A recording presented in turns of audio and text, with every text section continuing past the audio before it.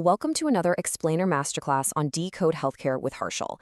Today, we're pulling back the curtain on the exact mechanics and math behind E&M chart auditing. You know, just a few standard deviations from the norm can actually trigger a massive federal audit. So today, we're moving way past the basics. We're diving right into SVRS, RATstats, and the exact formulas you need to ensure your documentation perfectly aligns with what is actually being billed. We're starting off with literally the highest stakes possible. Inaccurate coding isn't just a simple typo or, a minor administrative glitch. It can trigger severe Medicare fraud penalties. We are talking about potential criminal and civil liabilities under the False Claims Act. When you assign these codes, you're essentially testifying to the federal government that specific clinical work was actually performed. So, here is our roadmap for today. 1. The high stakes of E&M. 2. The 4 audit types. 3. Overcoding versus undercoding. 4. Fraud, waste, and abuse. 5. OIG core compliance elements. And finally, 6. Best practices for coders. All right, let's jump right into Section 1, the high stakes of EM and defending your revenue cycle. The ultimate purpose of E&M auditing is to ensure absolute revenue integrity.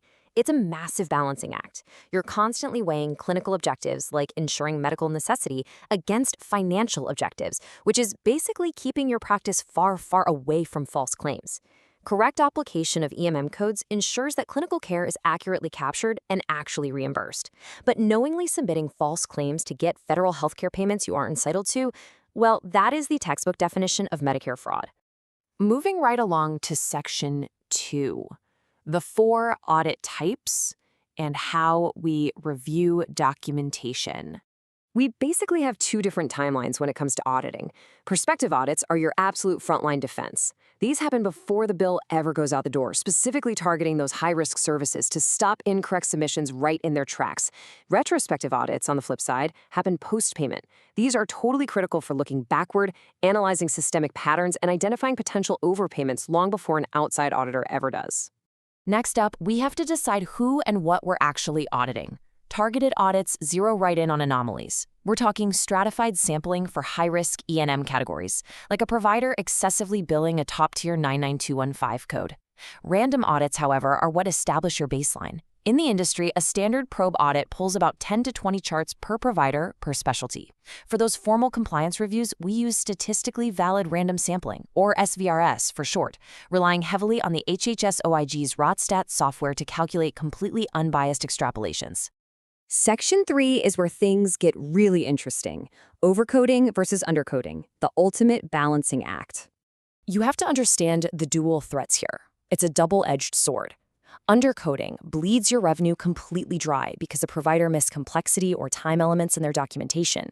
But overcoding, like billing a top-tier 99215 when there's barely any documentation to back it up, that is a massive red flag. And how do they catch it? Auditors use bell curve analysis. They compare your provider's EM utilization profiles against regional CMS Medicare Part B peer averages.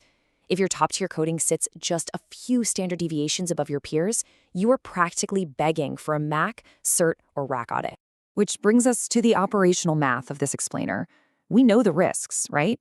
But how exactly do we score these audits to measure our success? Okay, let's talk math. First is your code level error rate. It's simply the number of incorrectly coded visits divided by your total audited visits, multiplied by 100.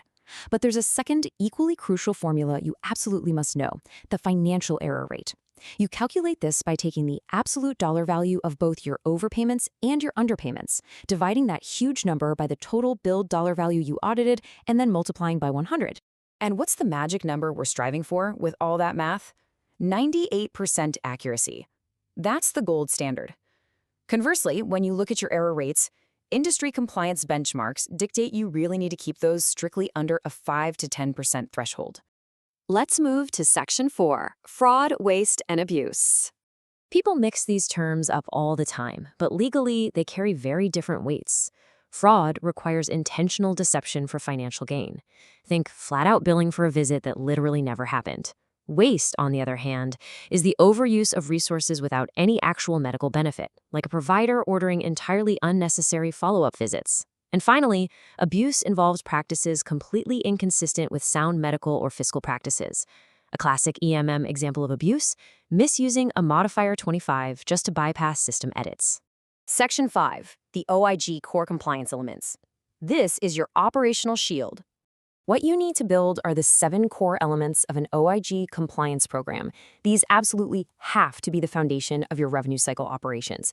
It starts right at the top with written policies and a dedicated compliance officer, and it runs all the way through regular auditing, strict enforcement, and thoroughly documented corrective actions. Listen, if you fail to maintain these core elements and you end up suffering a federal healthcare audit settlement, the government will force you into a corporate integrity agreement, or CIA. That requires strict, insanely expensive oversight by an independent review organization, or IRO. You do not want that. Let's wrap things up with Section 6, Best Practices for Coders to Audit-Proof Your Workflow. Building a really strong corrective action loop is totally essential. You can't just spot an error and ignore it. You need to conduct provider feedback sessions using hard, evidence-based examples straight from their actual charts. From there, you develop educational coaching, track their improvement month over month, and most importantly, implement a re-audit cycle just to prove that the training actually stuck. So, how does this fit into your daily workflow? Start implementing these internal best practices today. Pull 5 to 10 charts monthly per provider for random audits, create medical decision-making scorecards, maintain super strict audit logs, and leverage AI tools for real-time compliance checks. And here is a huge one.